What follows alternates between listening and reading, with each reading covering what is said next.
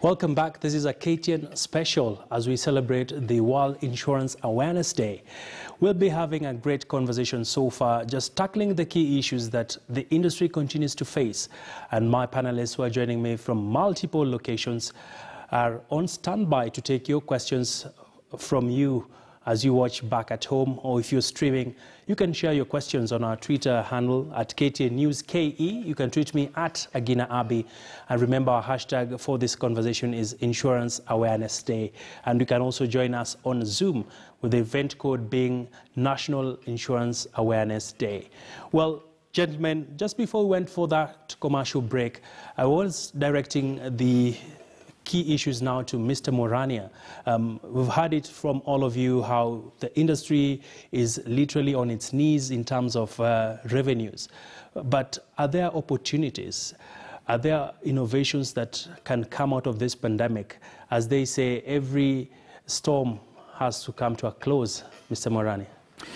Yes, opportunities are there. And yes, I agree the impact on the industry basically has been described by my colleagues, which is a shrinkage, can be summarized as a shrinkage in premiums which are coming through because a shrinkage also of the revenues that are coming through, a spike in claims in certain classes. Medical is expected to have the biggest, but we also have seen and expect claims to come in through other classes like where travel is concerned or event cancellation. But this negative environment of a negative impact from the pandemics, yes, there are opportunities. Because what we've seen in terms of operational tactics by various players now, remote working has become a normal. Yes. This is a situation where companies are discovering, maybe so much like now it is a norm in the West, in Europe and in America, it's actually possible to work at home. It's actually possible to monitor the output of the employees working at home. And in the fullness of time, this is likely to become a new norm where actually a lot of businesses don't necessarily need to come full blast, 100% back into office setups as we were before. Now this goes hand in hand with the great levels of digitization, a lot of a blessing of technology. Yes. Staff have to have every digital gadget they require, connectivity, protocols for security of that information has to be set up. Reporting structures become different, like we've adopted a system where you may want to have weekly reports as opposed to longer periods of time.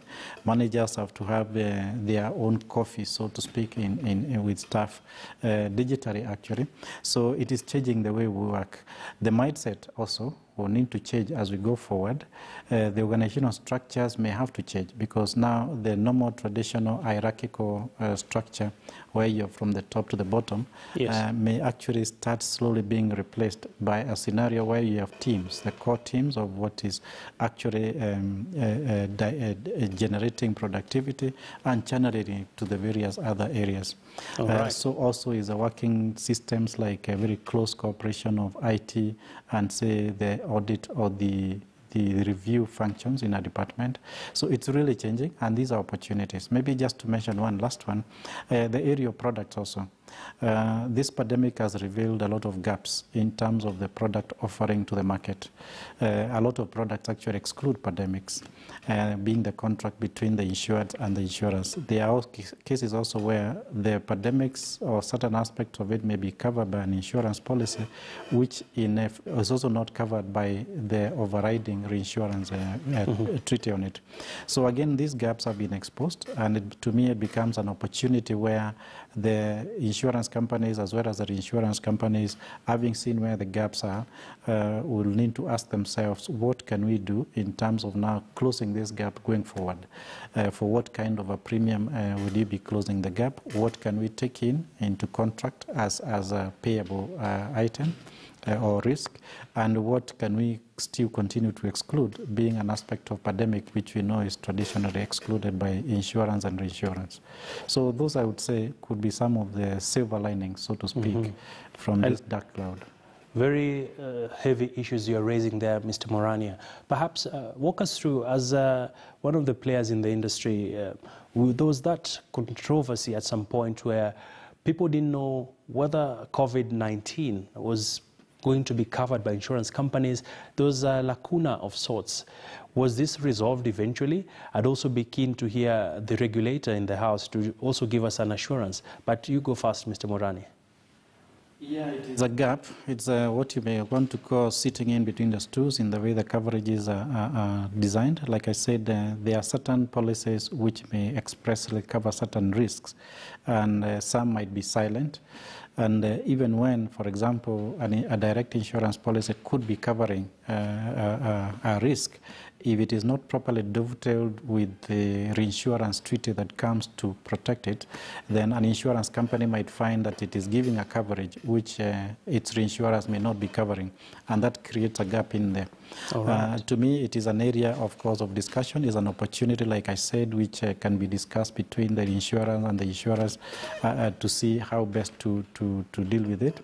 It is also an area probably that calls for payment of ex gratia claims if it was really a genuine, kind of lacuna, as you call it, because insurance also needs to wear a human face, but at the end of the day, it's still a business, and contracts are in place to be respected. So there's a bit of room for discussion there to see how best to address the lacuna.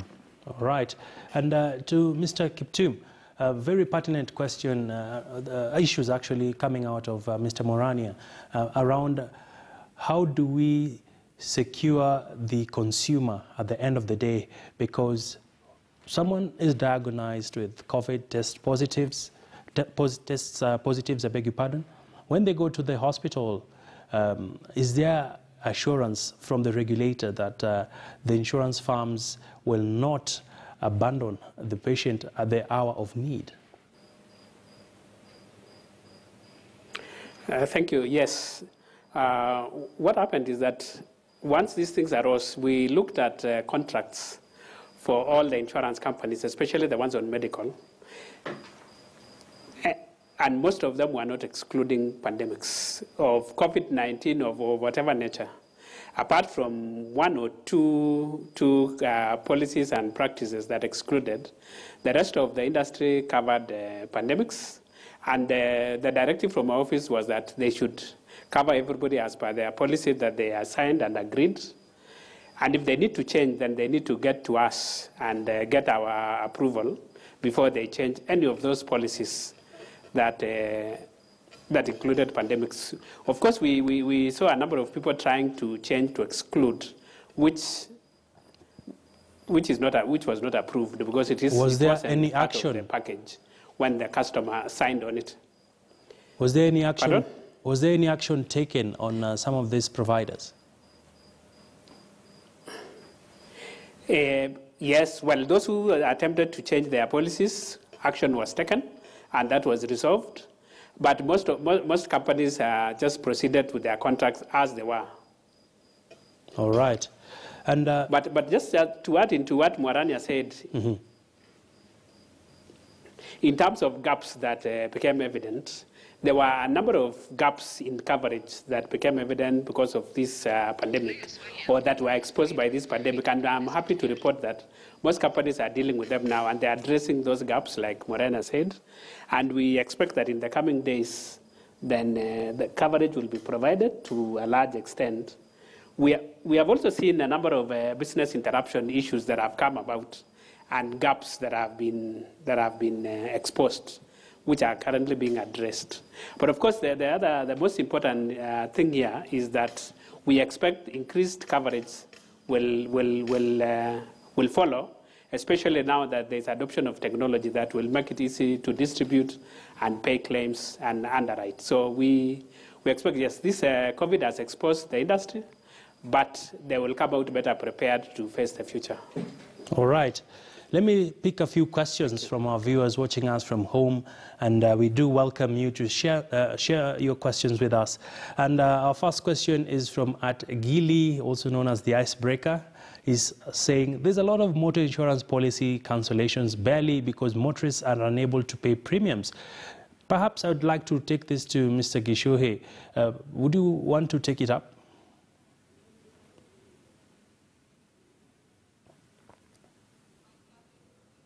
It is coming in three forms. One, there are those there are those policies which are expiring or which are coming to the end of the contract, and the owners of the motor vehicles, certainly because of issues of affordability, they are not able to renew their policies. Then there are those ones who may have policies which are running, and probably they had just paid part of the premium. And when the insurer now demands the balance of payment, then the outright decision that most of these customers are taking is just to cancel the policy, because they are not able to pay the premium. So those are some of the issues that are running around the issue of affordability. And you also realize that a good number of people, maybe not very many people, but a good number of people may have lost their jobs. So if you do not have an income, insurance now is certainly not a priority, because what you need to think a lot more about is putting food on the table, or probably just paying for your rent. So if you have to take between having to renew your motor insurance policy or buy an insurance cover for your motor vehicle, maybe you don't even have money for petrol, leave alone buying insurance cover. So we have witnessed a lot of cancellations, and we have witnessed a lot of non-renewals. All right. Well, how does this make you feel, Mr. Shigoli, when you see cancellations at the same time you're trying to ensure that the business survives post-COVID? What sort of mitigation measures do you feel need to be put in place to safeguard players in the industry? Yes, first of all, I need to make it clear that, we are all in the industry, we are in Kenya, and the situation of COVID affects all of us, our consumers and the industry players. So what we want to do is ensure that we are there, we survive to also pay claims. That's why there could be a few discussions around how insurable is the condition. But I am not trying to contradict the discussions that were earlier. It is just to say, insurance collects is a pooling together. You pool together. You collect premiums from many people, little premiums from many people, so that you pay claims for a few. So if you have collected premiums from a number of people and an equal number gets into hospital, then you may not exist. So that's why the discussion of whether or not the pandemic is insured is there. And we are going by the policies that members have by each underwriter. So to ensure sustainability, just straight to your questions, is to make sure that at the service point, there is also no exploitation. People are not taking advantage of the situation and billing or charging abnormal rates. For example, in some facilities, you would pay up to the range of 1.7 million, and I've had one underwriter had a client who spent 10 million on the same on COVID-19, and there are facilities that you can also spend up to 135,000. So and you recover just like the other person who was at a facility where they paid 1.7 or 9 million.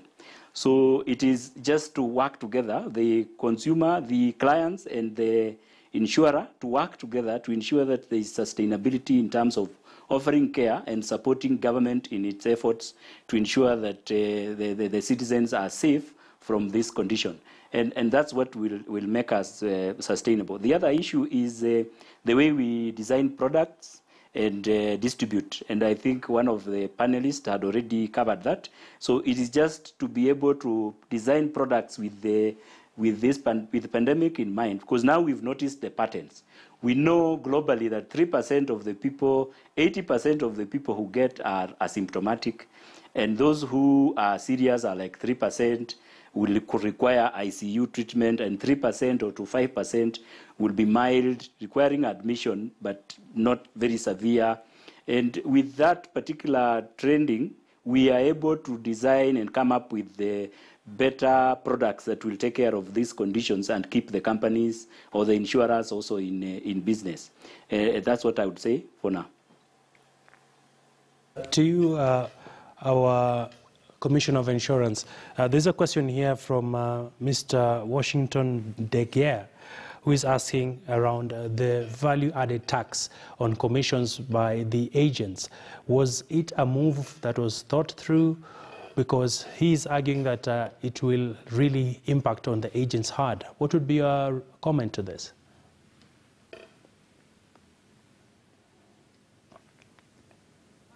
To say that the impact of payment of VAT would be felt by consumers of insurance and, of course, the agents and the brokers and the insurance companies. But this is something that is being looked into. But as it is now, it is the law, and we must play our role as dutiful citizens by paying our taxes. The impacts will be there, but this is something that will be discussed going forward. And yeah, but there definitely will be impact on consumption of insurance services, and more so the impact on service providers. Mm-hmm. And there's still another question here to Mr. Morania around how can Kenya reposition itself when it comes to adoption of technology, and of course, also ask the other panelists, why is it that penetration continues to be quite low? It's a good question, I would say. Actually, it's a question we ponder with, and it's a question that actually reality has forced us to look at it. Like I mentioned, the way that we traditionally worked in an office setup, where all the meetings are physically held in the office, where every manager is able to walk to the staff and deal with them, where everything is actually done within the four walls of the office building, is changing and has changed very drastically. We positioned ourselves by being able to work off-site. At any one particular time, only 50% of staff is in the office. The other 50% is working from home, and that goes on for a period of 2 weeks, after which a rotation is done, and those who are at home come in. The idea being to depopulate the office. And as we do that, we also told ourselves service must not suffer. So we have situations where connectivity to all the IT resources of the office is available to staff at any time, actually on 24-hour basis. That, of course, has brought in the new challenge about ensuring that security of that information is available. We went to the cloud for purposes of storage. We put in place protocols of IT trying to ensure security of this information. And like I also mentioned, trying to check the progress of work done each week by the end of that week, and having a plan laid out for what to be achieved in the following week. All the times we are keeping in focus the strategic targets of the company to make sure that as the COVID comes through, it does not wipe out the financial and non-financial targets. And on this, I would say that we think it is working well. As of this week, as of last week, actually, if I could comment in terms of the premiums, we haven't seen a lot of impact. Even the claims have not really flown in a big way, because like the other panelists have mentioned, the expectation is that it is largely medical, which could produce quite a lot of enhancement in terms of loss ratio. On the life side, we haven't seen as much. Largely because, like we know, in terms of mortality, it hasn't been so disastrous for the country. One life is important, but it is not as was expected. So what we are doing at Kenya Re is to try and shape ourselves up to the new environment and react to it. All right. Including things like training. We are doing it on virtual. Meetings are virtual. Everything is really gone into the technology space. All right. And let me take one more question from our viewers. Nelson Ogo is asking, how has the new tax laws on the VAT, has it affected the insurance sector? Would you like to take this question, Mr. Gishuhe?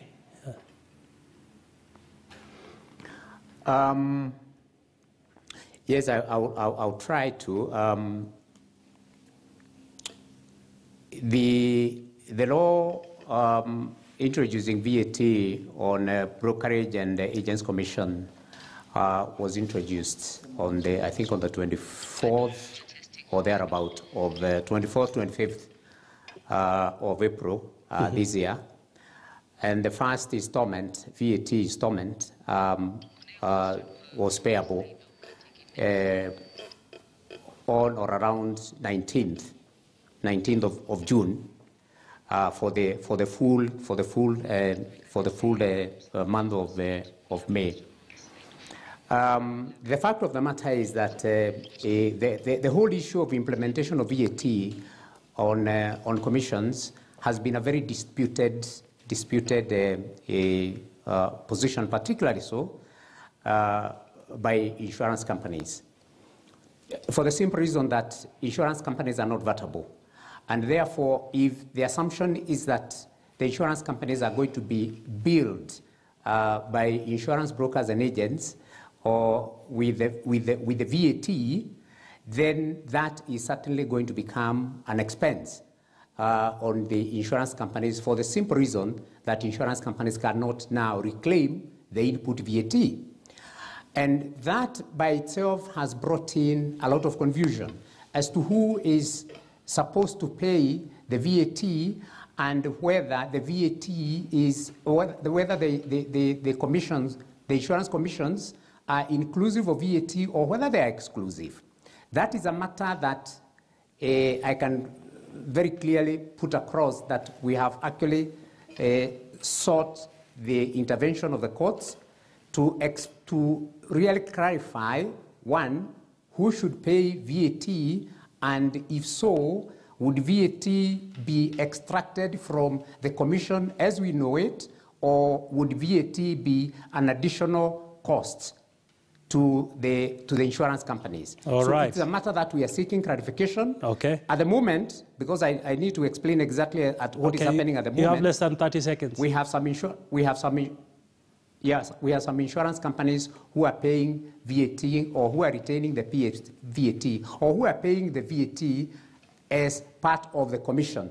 Then there are those others who are paying the commission as an extra cost over and above the commission that is charged by the brokers and agents. So we have that confusion. So it is not very clear exactly at the moment until probably we get some determination by the courts as to how we proceed going forward.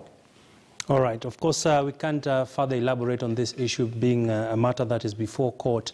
And we have a question from a viewer on Slido platform. And his question is directed to Mr. Morania, the CEO, Kenya Re. When we talk of ex gratia claims being paid by insurers, do you as reinsurers support such actions, or will it be left to insurers? Ex gratia by its definition means the claim is not payable, but for consideration of other factors, especially business considerations or relationship considerations or circumstances of the claim, the insurer or the reinsurer who is paying it decides to keep aside the contractual terms unpaid, kind of to put a human face on the business, or other reasonable things that the contract says should actually not be paid. So generally, yes, with insurance companies have paid an ex gratia claim. What we've seen the trend is that they'll also approach their insurers to ask them whether they would take their portion of that claim in terms of a gratia. The insurer looks at it in terms of the merits or demerits or the circumstances of the claim and makes up a determination. And this determination might be to decline, that is the worst case scenario, or to accept all of it, that's the best case scenario where the ex gratia is 100%, or any proportion in between there.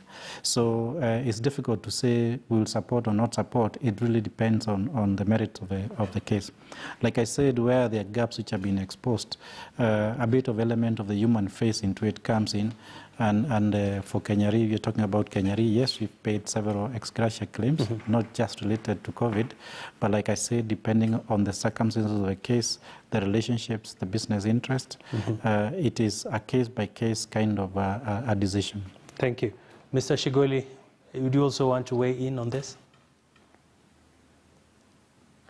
Yes, we, as AAR, we also settle some claims on ex gratia basis, and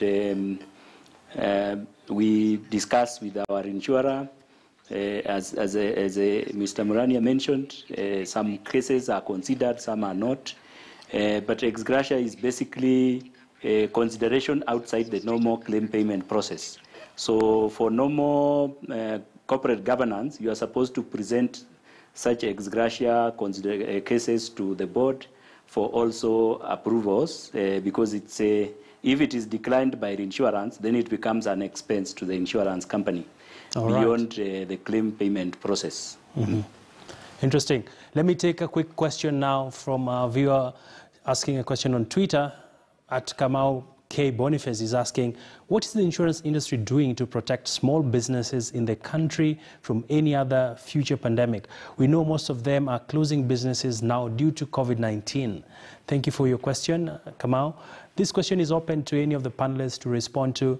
Perhaps we'd like to direct it first to Mr. Kiptum.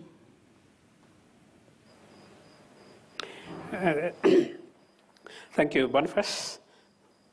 I think, as you may be aware, the authority will very soon be introducing microinsurance concepts, and will be licensing companies that will do microinsurance. And this will basically be focused on small businesses, and business interruption would be one of the things that would be covered at small volumes, and quite a number of them at the same time.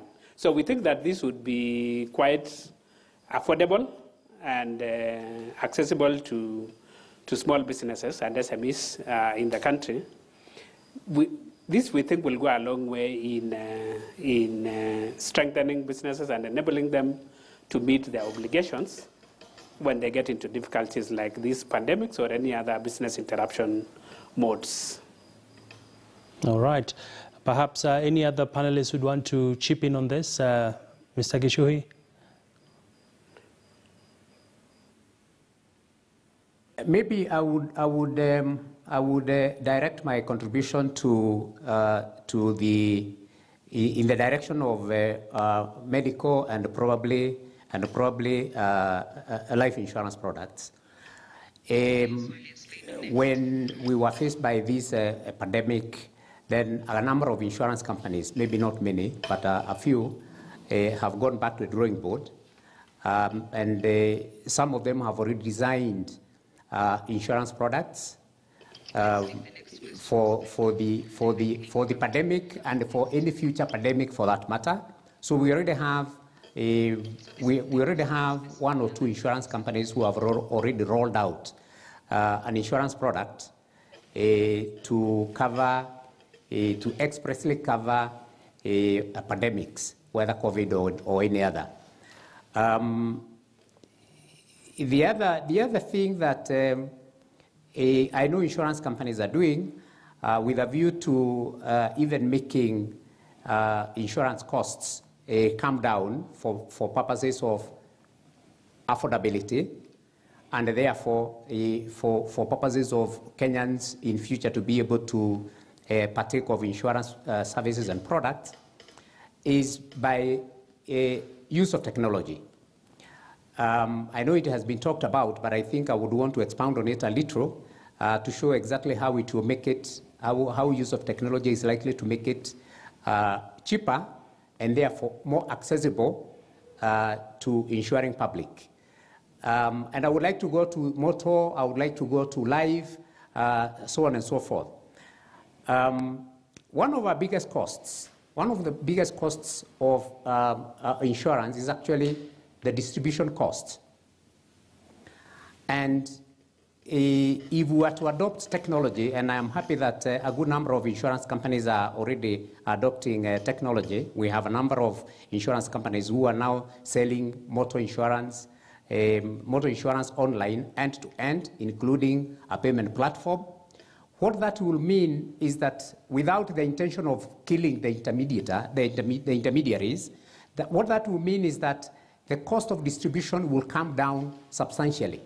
And if the cost of distribution comes down, then the issue of pricing of these insurance products can be looked into afresh, and therefore making it a lot more affordable to the consuming public.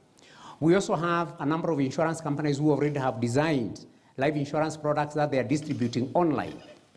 If I can expound on this a little more, the cost of distributing life insurance products is so high, sometimes it goes up to about 50% of the premium that is paid by the client, 50% goes to the distribution costs.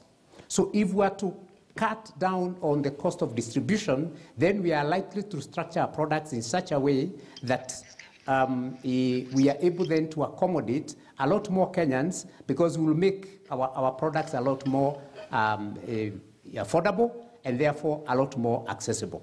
All right, thank you so much. Let me take another quick question on our Slido platform. We have a question here. Someone is asking, the cost of insurance for non-employed persons remains exorbitantly high. For example, I remember getting a quote of approximately 180,000 to get an outpatient cover of 200,000 outpatient. In the spirit of pooling, if this comes down, would we see more uptake? What is the regulatory position? This is a very delicate question. Perhaps I'd like to get Mr. Shigoli and Mr. Kiptum to chip in. Before we get your responses, let me also take another question. We have another question here. My question goes to the CEO, Kenya Re. Actually, we had already sampled this question on ex gratia. Let's move on if there's any other question. All right. Let me get your quick reactions to this first question on the cost, which was clearly taken on very strongly by Mr. Gishui. What are your thoughts, Mr. Shigoli? When we see Kenyans are determined to get insurance, but when they go and they're given quotes of 200,000 shillings, can they be able to pay this? Thank you. Before I pick that question, I would like to mention something on the earlier discussion of supporting small and medium enterprises. One way is having products that are monthly in nature, allowing them to pay smaller premiums each month. And another way which products can come up to support these SMEs is through business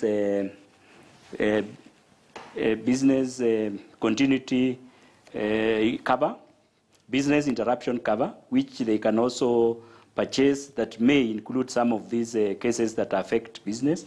Remember, COVID has come in and we've noticed how it has interrupted businesses, especially small and medium enterprises. And such covers would be important, but they require critical mass. So if they are created and people don't purchase, then they become unaffordable. The same applies to medical insurance. Now straight to your question. The purchasing public is, let me say, around 50% of the insurance policies have an outpatient. And we have around, for private insurers, we have around 1 million members, and 50% have an outpatient. Now, the outpatient, because of its frequency of use, you find more than 50% spent over 80% of the benefit given. Remember, the benefit is like 200, and premium paid is, say, 80. And if over 80 of them spend more than 100%, then the pricing becomes a bit steep, because you are pricing to ensure that you cover the cost of the claim and the expense for distribution and management of the scheme. All right. Let me also take some more questions right now on social media. There's a question here from Tommy Kibet. He's asking, how stable are insurance companies amid this pandemic, considering the industry is already struggling with high loss ratios? Will delayed or lost premiums and reducing investment income deal a major blow to the industry? Mr. Muirania. In terms of stable, I would say they are stable. A pandemic is institutions have resilience. We don't expect insurance companies to come down because of this one pandemic. What is likely to happen is that, as has been described by various panelists in the course of this discussion, there is a downward pressure on revenues, which is quite evident, which means in terms of collected premiums, they go down. There is likely to be escalation in the claims, especially the medical, as has again been described. So the overall profitability of the industry is expected to dip for this year. That is not to say the industry is unstable, in my opinion. Is to say that the performance for this year is not likely to be as sterling as it was maybe last year. And going forward, some of these impacts, because of the investments the insurance companies have to put in place, especially on technological adaptations for the operations, they may also affect subsequent periods. Investment returns will also be lower, because once the revenues are not in, of course, the investment also gets impacted. So what I see is more of a less splendid performance in this year rather than an unstable industry. All right. Let's take another quick question here. Medical insurance have turned down my renewal, my insurance medical cover because of pre-existing conditions, that is diabetes, which is on borderline, and on medical care because I am over 60 years. I'd like perhaps to direct this question to the regulator in the House, that is Mr. Kiptum. In regards to this question, what would be your message, especially to companies that are not abiding to the contract? I think it's a requirement that they abide with their contracts. But of course, if it comes to renewals and they decline, I think they have the freedom to decline. But at that declining, they should be able to give you the conditions, what you need to do for them to be able to renew such kind of policy. But maybe just on that, to add on the other note is that the authority has been looking at those issues of pre-existing conditions, chronic conditions, and the kind of limits that have been given by most insurance companies. We are reviewing this. We are working together with the insurance companies, and we shall be advising consumers of insurance services on what they will need to do. And we also want to make them to be aware and to be conscious that when they're signing a new insurance contract, they check those clauses and the exclusions, the chronic conditions, and those kind of exclusions that would be put in such policy, so that you are aware what you are getting into, but don't get into it at the point that when you need help. But maybe the other thing that I just wanted to comment on is on the issue of solvency and stability of insurance companies. This is something that we constantly look at. We keep an eye, we monitor very closely the performance of insurance companies in terms of their solvency and their ability to meet their client needs. This, we want to assure Kenyans that we are on top of it and we are monitoring, and should there be anything, we will let you know if there are challenges and problems on solvency and stability. And of course, we require companies to do stress testing and ensure that they are able to continue despite the challenges that are here and there, and that may have been caused by the pandemic or anything else for that matter. All right. And still staying with you, Mr. Kiptum, briefly, there's a quick question here from Samuel Waweru. Is asking, from the IRA website, the deadline for application to participate in the sandbox is long overdue. What can an innovator who would like to participate in the sandbox do? I think for now we closed. It's a competition that we closed, and we are considering those applications. We will have a second round. So we will let them know when they can be able to participate. All right. So he can continue to hone his skills and prepare his concept. Okay. All right, gentlemen, we want to go on a quick commercial break. When we come back, we want to look at the strategies post-COVID-19. How can the insurance companies strategize and look at bigger opportunities and things that they need to go back to the drawing board and reassess as we move forward. Remember, keep tweeting, share with us your thoughts on our Twitter handle at KTN News KE. You can tweet me at Agina Abi, and our hashtag for this conversation is Insurance Awareness Day. We'll be back after this break.